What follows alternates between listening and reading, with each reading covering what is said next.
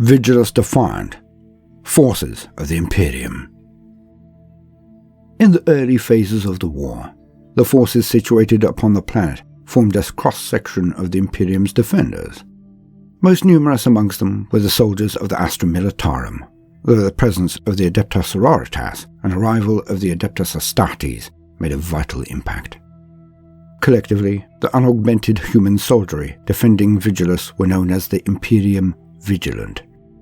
With so many military forces having made the star-spanning journey to the strategically vital planet, this brotherhood included everything from raw recruits and conscripts to the hard-bitten Adepta Sororitas. In general, the military assets of each continent journeyed to other conurbations only to distribute vital supplies. The rulers of each high sprawl jealously guarded the battalions and regiments seconded to their defence, though they did so out of a sense of pride rather than prudence. With the Bastion force fields protecting their assets, the amount of military force assigned to each area of Vigilus was seen purely as an indicant of status, rather than a pragmatic solution to theoretical invasions. This overconfidence was present most of all in Lucian Agamemnus and Pontifex Gallic, who were so embroiled in their own power struggles that they had little time to devote to protecting the planet against some hypothetical danger from off-world, nor even from the downtrodden masses who they had come to see more as sheep and cattle than as living citizens whose allegiance could not always be counted upon. The aristocracy's failure to treat the ever-present threats of the alien, the heretic, and the mutant as very real dangers antagonized many of the Astra Militarum commanders assigned to the defense of each high sprawl. But short of actually leaving the planet, there was little they could do about it. Instead, they looked to the defences of each high sprawl as the best they could, ensuring their men were familiar with the planet's geography and learning to deal with the frequent earthquakes that could throw all their preparations into disarray in a matter of minutes. A loose confederation of sharp military minds began to take shape across Vigilus. The Lord Commander of each military body, in correspondence with several of his peers, so that the Astra Militarum would have a safety net should the political rulers of the planet act in a fashion that threatened the war effort. The coming of the Noctis Eterna shattered that long-ranged web of cooperation and coordination beyond recovery. With communications disrupted everywhere and the population under attack from within and without, the truth of the situation soon became clear. It was every continent for itself. Heroes on high. Though the decisive battles of the War of Beasts were won on the ground, crucial victories would have proven impossible were it not for the stalwart efforts of the Aeronautica Imperialis. As the Orcs established their scrap cities and rapidly increased their productions of war material, scores of daggerjets, blitzer bombers and other greenskin aircraft rolled off their ramshackle assembly lines. Droning waves of deadly Xenos attack craft filled the airs over Vigilus's hive spores and screamed down to strafe transport columns and hammer manufactorums with barrel-like incendiary bombs. In response, Imperial commanders threw every air asset at their disposal into interdiction missions and combat air patrols. Flights of Thunderbolt and Lightning fighters spiraled madly through the Orc air armadas, their cannon fire lashing out to punch one greenskin pilot after another from the skies.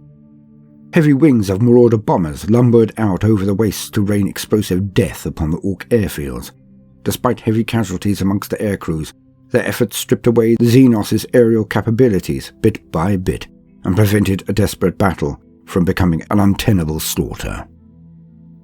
The heart of the greenskin aerial efforts on Vigilus was Rakuk's mech maze, a warren of scrap metal shantytowns behind whose defences a quartet of airfields sheltered. Rakuk led a loose assemblage of airborne tribes that outnumbered any other Orc air force on Vigilus several times over, and staged repeated raids upon Mega Borealis. The silhouettes of blitzer bombers became a thing of dread to the Imperial forces guarding the Mega Borealis supply convoys. Yet for all the terror the Orc flyboys caused, it could not outweigh the furious elation of the Imperial Guard forces as they witnessed the intervention of the Aeronautica Imperialis pirates. As macro-tankers and speeding Toroxes raced across the Vigilus wastes, outnumbered bands of heroic pilots fought ferocious duels against swarming greenskin craft to ensure the convoys made it to their destinations in safety. The Imperial propaganda machine was quick to seize upon the seemingly glamorous and adventurous exploits of these Knights of the Skies. Pilots such as Flight Lieutenant Braden McElroy, Lucretia the Red Marquis Jenst, and Bomber Captain Brockman Gallister became overnight sensations amongst the common soldiery of Vigilis. Their names were plastered on commissariat bill posts from Otek to Hyperia. The fact that barely any of these famed heroes survived the horrors of the Vigilis air war was not so well publicized. Hammer and Anvil. The Astra Militarum is often likened to a sledgehammer, but on Vigilis they played the part of the anvil. Forced by consequences to keep the bulk of their armies within the boundaries of the highest walls, they fought with a largely defensive stance in the early stages of the war. Though the call for aid had gone out into the stars, with many astropaths paying the ultimate price in the process, there was little hope it would yield swift results. Though none gave voice to their suspicions too openly, almost all of the commanders of the Imperial war effort harboured a fear that the Bastion force fields would give up before the Orcs did. Even should they last, the greenskins that roamed the wastes had effectively mounted a siege that would eventually starve out the defenders of Vigilis and force them to commit to open war. That they had done so seemingly by accident was cold comfort indeed. Then came the Space Marines.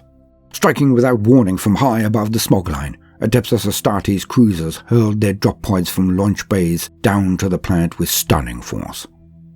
The Brazen Claws struck hard to the south of Hyperia, for even with the Hyperia-Dirkden fort wall heavily garrisoned, it was only a matter of time before cult infiltrators rose up and Orc from Mech-Stop City took their war further inland. A drop-pod invasion into Orc-held city outskirts would have quickly been surrounded, so the Brazen Claws launched a multi-pronged, mechanized attack that fell upon the Orcs' rearguard and drove them into the guns of the entrenched Imperial Guard. Caught between an irresistible force and an immovable object, the Orcs were scattered, hunted down, and destroyed. Outside Mega Borealis, the White Scars and Ravenwing used their mobility as a weapon, blunting each Orc spearhead with well-timed pincer movements that left the Orcs nowhere to run. To the north of Calyx Bane, the Primaris Marines of the Void Tridents and Castellans of the Rift made similar attacks, their individual companies splitting up to take on the Orcs, and in one region raiding Drukhari in a series of well-chosen engagements that kept their foes on the back foot and forced them to retreat to be utterly eradicated in a storm of bolt rifle fire. For a time, Vigilus knew hope once more. Forces of the Ultramarines. The warriors of Ultramar came to Vigilus in force. Though they were amongst the last to arrive, they made such a vital contribution to the war effort that they arguably turned the stricken planet's war footing from a total collapse to a grinding stalemate, and, for a time, brought a chance of victory. The Ultramarines hail from the Macragian tradition of leadership, producing great statesmen as well as warriors. On Vigilis, it was their skill in the art of diplomacy that saw them restructure the planet's war machine from the inside out. Few in the Imperium could have matched the strategic mastery displayed by Lord Calgar as he cut out the corruption of the Aquilarian Council and reshaped it in the image of Macragian Senate. He dispatched the failed and the corrupt in a single night, all the while keeping the delicate balance between the Agamemnus dynasty, the priesthood of Mars, and the ecclesiarchy. So reformed, the Senate was able to focus on the true enemy rather than their old rivalries and feuds. From the debating tables of the Aquilarian Palace, he organized a new war, abandoning the status quo that saw each continent looking to its own defenses and bringing in a complex overlapping methodology that combined all of Vigilus's disparate forces. His strategic command saw the armies of Vigilus working together, crushing hordes of Orcs and seething infestations of gene-stealer cultists beneath the Imperial sledgehammer. By the end of the war's third phase, Calgar had not committed his own forces far beyond Hyperia, beyond Saints Haven come to that. Instead, he focused 3 companies and 2 demi-companies of Ultramarines on the inner metropolis defense. He had his warriors mount hit-and-run strikes from Saints Haven, as and when a Genestealer cult uprising, Orc air assault or rebel horde threatened the stability of inner Hyperia. For maintaining a solid base of operations was of paramount importance. Any strike force sent out of the capital quickly returned once their task was complete, ensuring that Calgar always had a bulwark of Ultramarines as part of the Senate's defense. The only standing deployment consisted of 5 squads of the 9th Company, each assigned to one of the bridges that crossed the ring of nothingness around the inner territories of Saints Haven, with any who sought passage across these bridges subject to stringent checks, and any foe attempting to force their way across coming under heavy fire from devastators and centurions.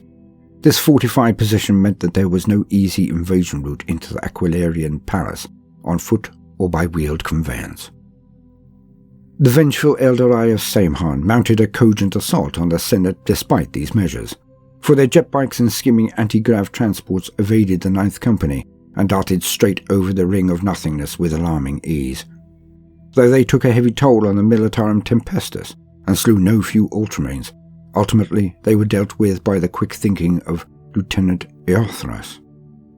There were those in the Imperial war effort that accused Calgar of holding back. The Victrix Guard formed the inner circle of defense for Calgar, and the rest of the Vigilus Senate saw action but rarely, and the majority of his Ultramarines had mounted search and destroy missions, but little else. Eothras went on record stating that he believed Calgar was waiting for something. Only when the spires of the Vigilus hives were found dotted with mutilated corpses did the menace make itself known, and a new phase of the war for Vigilus began. The Ultramarines were the first to respond in force, sending their strike teams high into the spires to duel with the Raptors, Warp Talons and Helldrakes that blighted the cityscape above the clouds. Had they been dispatched in force to other war fronts, they would never have been able to respond to the Chaos threat with such speed and efficacy. Only a leader of visionary insight could have looked upon a world assailed on all sides by not one but 3 Xenos races and realized that an even viler threat might yet cast its shadow over the planet. Each decision that Calgar made that was questioned by others proved to be a calculated move, be it consigning entire war zones to damnation in the name of the wider war, or sacrificing valuable holdings to burn out an insidious foe. Calgar's seemingly callous rulings and commandments besmirched the reputation of the Ultramarines in the eyes of the planet's aristocracy, but in truth they were necessary. Because of Calgar's wisdom, the Scourge of Chaos was prevented from turning its early gains into a lethal momentum. Only those closest to the Lord Macragge suspected there was another, more personal reason for Calgar's reticence to commit in person. He was still recovering from the ordeal of the Rubicon Primaris. Forces of the Dark Angels. Where the White Scars and Crimson Fists worked closely with the Vigilus Senate, the Dark Angels that responded to Vigilus's plight largely followed their own path. Nonetheless, they fought with sudden and effective fury in many of the planet's warfronts. The Dark Angels delegate that approached the Senate was the young Primaris Lieutenant Coden, a measure that even Marneus Calgar had not foreseen, as he had expected at the least a senior veteran of the Deathwing. Coden ordered the War Council to the smallest possible degree before leaving. Though his protocol and manners were impeccable, his reluctance to divulge the strategies of his brothers said something in its own right. Only Chapter Masters Calgar and Cantor suspected the truth, that Coden simply did not know the Dark Angels' plans. Word had spread amongst the delegates of the Vigilus Senate that the Dark Angels typically kept their Primaris contingent separate from the traditional echelons of their legendary brotherhood. Though some Primaris Space Marines occupied veteran positions, the least experienced were rarely deployed alongside the rapid strike forces of the Deathwing or the Ravenwing. Instead, they formed the spearhead of frontal assaults, plunging right into the enemy force, whilst their brothers went about their own initiatives elsewhere. Through his acquaintance with Coden, Calgar came to realize that the Dark Angels were using the Primaris officer and his honor guard of intercessors in much the same way, and shielding the Dark Angels' true purpose. As to what this was, none could say for certain. In the early months of the third phase of the war, word reached the Senate that the Ravenwing strike force was acting strangely. Fighting in support of Olujin Khan's forking White Scars attack on Fort Daka, the Ravenwing force had struck hard at the Orc Fortress city before veering off east as the battle reached its crescendo. Abandoned by their allies, the White Scars were forced to withdraw before they could destroy the command center of the Orc war effort. Coden had little to add after giving this report, maintaining that the Ravenwing were not beholden to one such as he. Only Calgar picked up on the slight hint of bitterness in his words. Over the course of the third phase, Calgar began to piece together the puzzle presented by the actions of the first. Where the Dark Angels fought, they never strayed far from the Vulian swell, that vast dust storm to the east of the planet. He knew, with the fate of Vigilus hanging by a thread, that to delve into the reason why would likely destabilize his war council when cohesion was needed above all else, and so he withheld judgment. When the revelation came that a chaos insurgency had struck the planet from the tips of its spires down, the Dark Angels committed to the fight in full force alongside the Ultramarines. Deathwing and Ravenwing alike, so conspicuously absent from the annals of the war effort thus far, blazed into the fray with such spectacular force that the Chaos Invaders were blitzed from several spires in the space of a single hour. There were after-action reports of some of the enemies being spirited away in the strange winged sepulchre craft that Coden referred to as Dark Talons, but again, Calgar did not press the matter. If the current situation was to escalate any further, the Lornborough Crag would have need of the Sons of the Lion and their devotion to the cause, no matter what other agendas might be at work. The Unforgiven. The Blades of Vengeance, a Primaris successor chapter, fought independently across the north of Dontoria. The Consecrators arrived in Otek High Sprawl without warning, striking hard before disappearing once more. The Angels of Redemption were under a writ of investigation for dereliction of duty, but fought as hard as any other. Though all of the Space Marines present on Vigilus fought in several theatres of war, redeploying at need and at the behest of the Vigilus Senate, the majority operated within specific areas of Vigilus. With the Xenos cult uprising occurring shortly after the Orc invasion, the urgent spectacle of war was never far away, and the Adeptus Astartes united their forces and divided once more at need.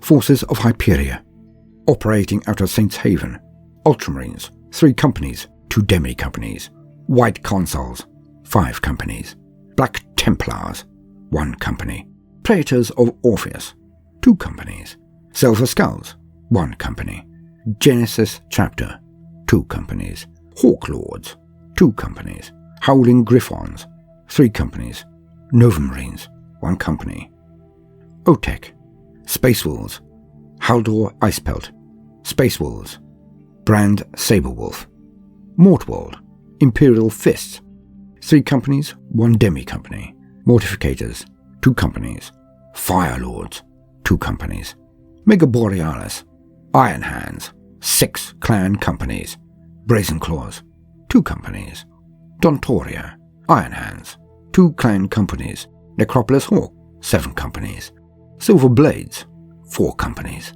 Dirkden, Crimson Fists, 5 companies, Sons of Medusa, 5 companies, Peripatetic Forces, Sons of the Lion, Dark Angels, 4 companies, Consecrators, 1 company, Blades of Vengeance, 2 companies, Angels of Redemption, 1 company, Sons of the Khan, White Scars, 4 companies, Solar Hawks, 3 demi-companies, Storm Reapers, 2 demi-companies, Destroyers, 1 demi-company, Indomitus Crusade Forces, Sons of the Phoenix, 6 companies, Void Tridents, 3 companies, 1 demi-company, Castellans of the Rift, 2 companies. Rather than sporting their company colours on their pauldrons, the Dark Angels wear them on their left knee pad. This practice harkens back to the knightly tradition of ancient Caliban, which was all but destroyed in the tragic aftermath of the Horus Heresy. Forces of the White Scars. Even amongst the Adeptus Astartes, the White Scars are considered the masters of high-speed mounted warfare. Given that the majority of Vigilus's surface was wasteland, they were well suited to battle against the menace of the Speed War. The style of attack came into its own in a dozen theatres of war. The White Scars take great joy in the thrill of battle. They relish the singing of war songs, the spray of hot blood in the air, and the sensation of wind rushing past them as they push the engines of their bikes and transports to the very limit. Following the events of the Great Rift, they had become a troubled chapter, scattered across the galaxy just when they needed cohesion and concentration of force more than ever. Despite this setback, or perhaps because of a need to overcome it, they rose to meet the challenges presented by Vigilus with admirable determination. The White Scars on Vigilus fought under Olugin Khan, a captain known for his bombastic and passionate character.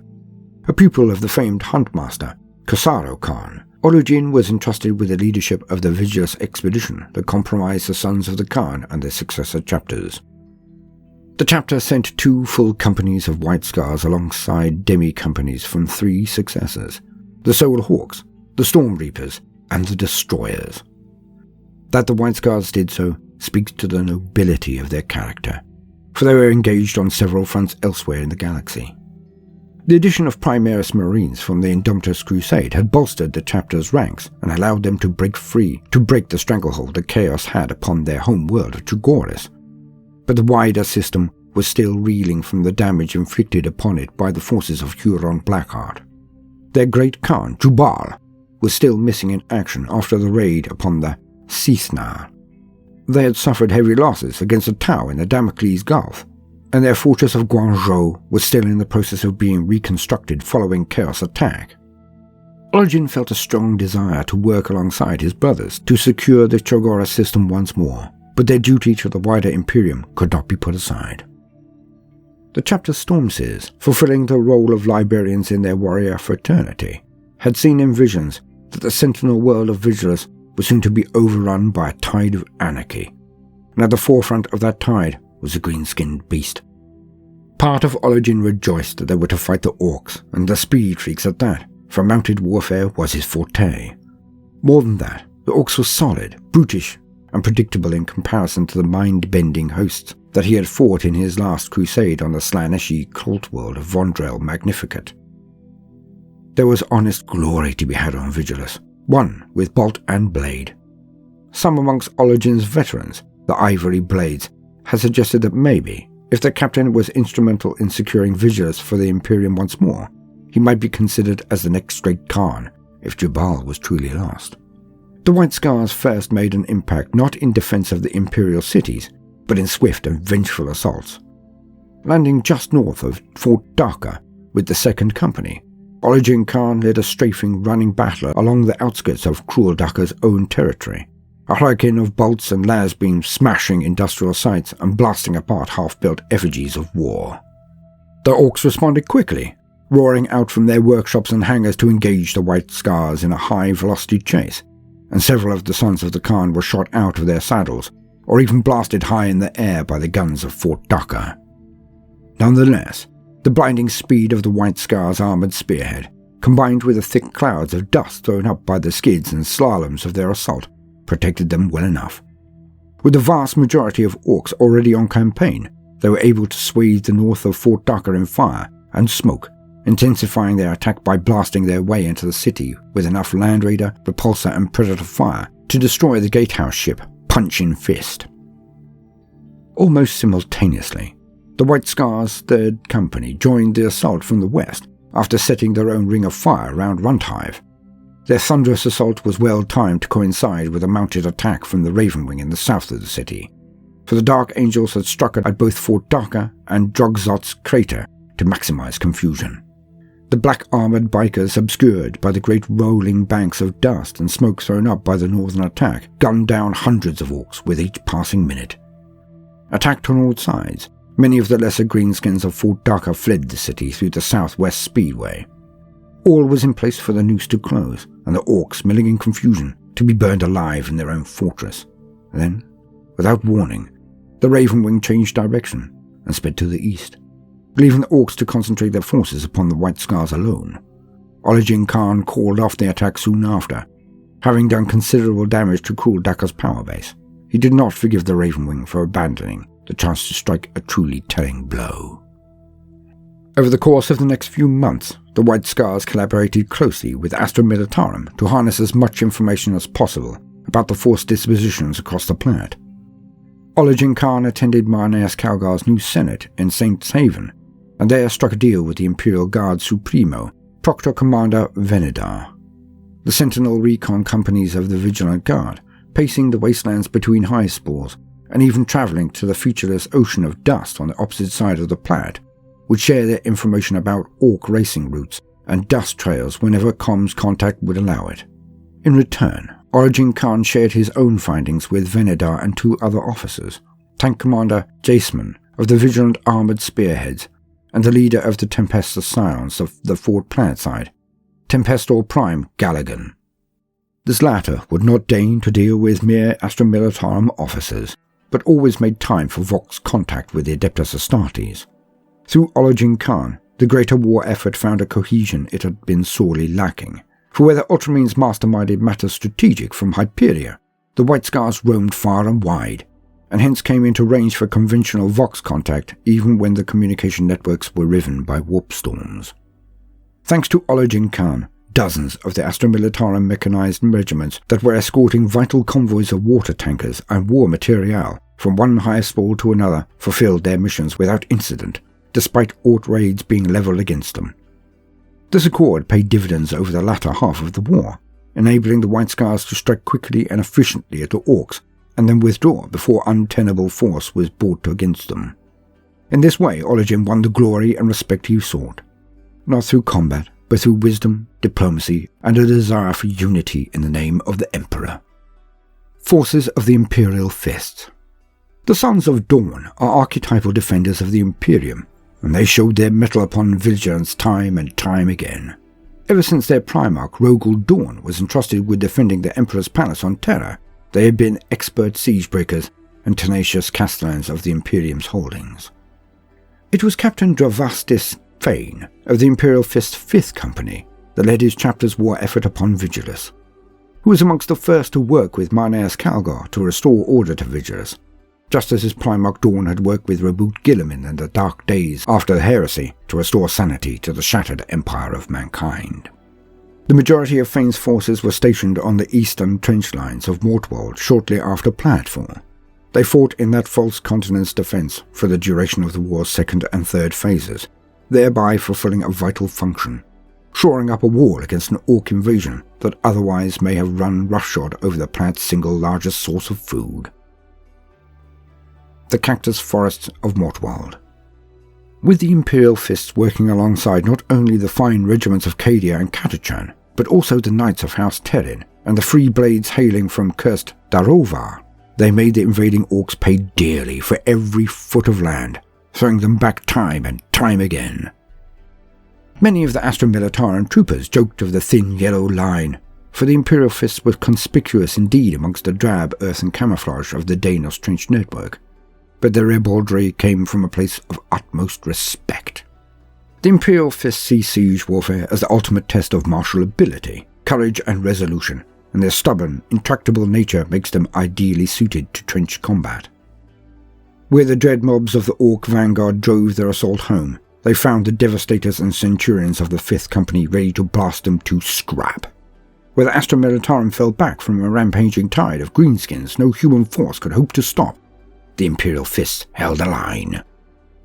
Where the Orcs broke through the Imperial defences and appeared to gain some ground, they found themselves caught in a pincer movement between the Imperial Fists and their allies on the other side.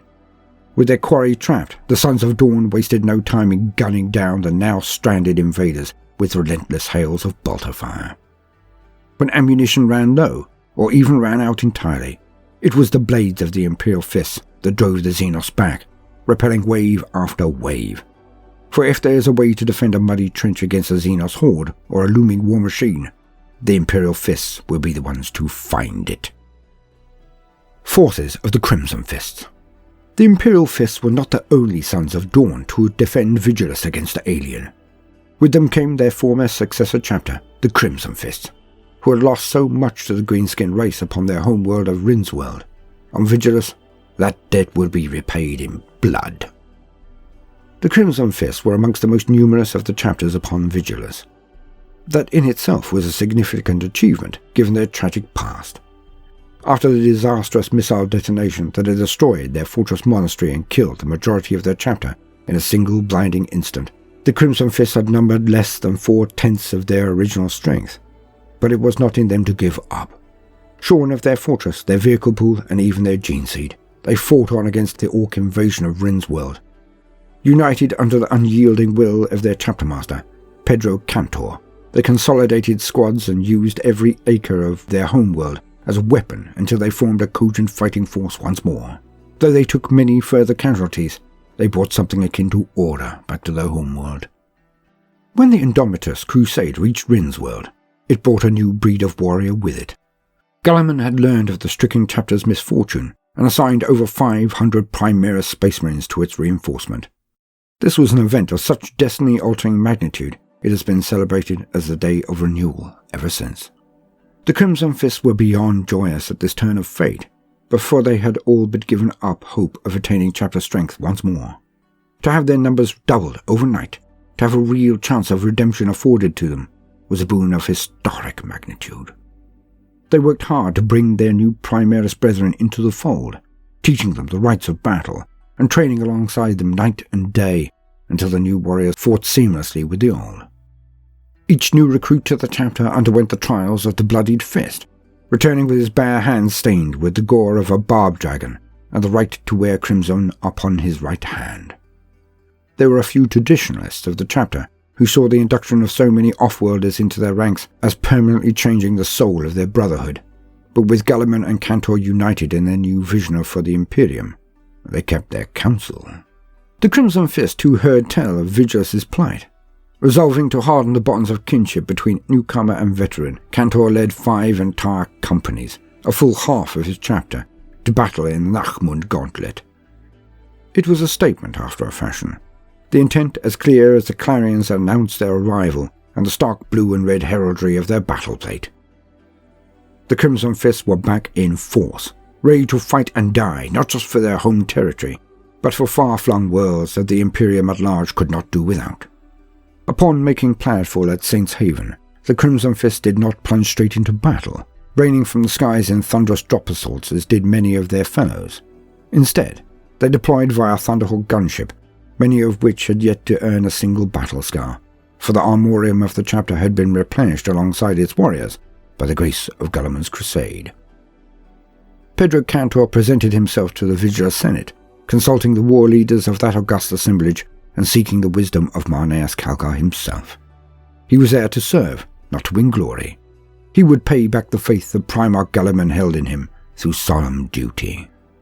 Much to the disappointment and simmering anger of many Crimson Fists, the companies from Rin's world were not dispatched to shatter the Orc forces upon Vigilus. Instead, they were given orders to aid the war effort in Dirkden. The task was to slow down the Genestealer cultists that had boiled out of the subterranean levels of Dirkden, rising up in such impossible numbers that many thought that misbegotten continent already lost. Without a word of protest, Cantor made haste for the Hyperia Dirkden fort wall, in doing so coming under attack from elements of the Pauper Princes, and crossed to the war-torn hellscape of the Rascalid underworks. His forces fought nobly and without pause against the pure-strained Genestealers that scuttled like hideous alien insects through the streets, purging nests of the vile creatures with flame and sustained volleys of bolter fire. Their aim was not to simply exterminate, for even with their newly bolstered companies, there was no way they could have taken on an entire nation of Genestealer cultists and survived. Instead, they fought a complex, overlapping web of battles designed to buy time for the Imperial citizenry to escape. The populace of Dirkden, having been plunged into a nightmarish existence where every building, hab-site or bunker could harbour twisted alien mutants, had all but given up hope.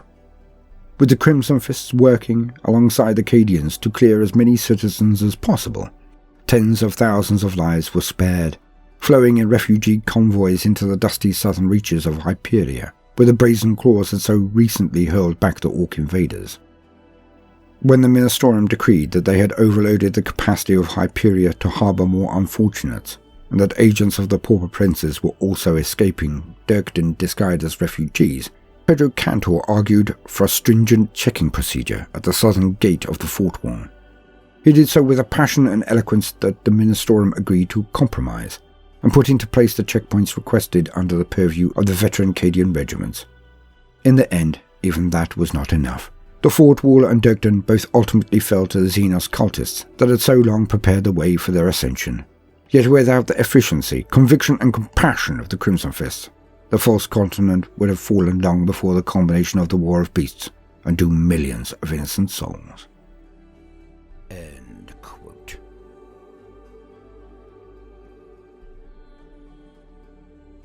I have been Voldemort, your faithful servant. Now, no matter what you do today, do try to make time for fun. Toodaloo.